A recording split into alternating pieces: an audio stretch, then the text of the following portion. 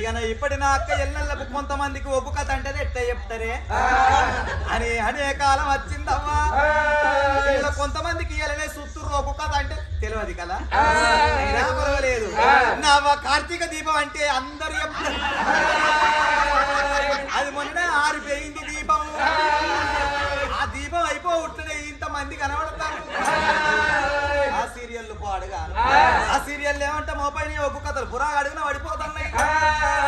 7-7:30 అయితే అయిపోయి పొయ్యి మీద బియ్యం పెడతారు, వచ్చి టీ ముందట కూడా పడతారు.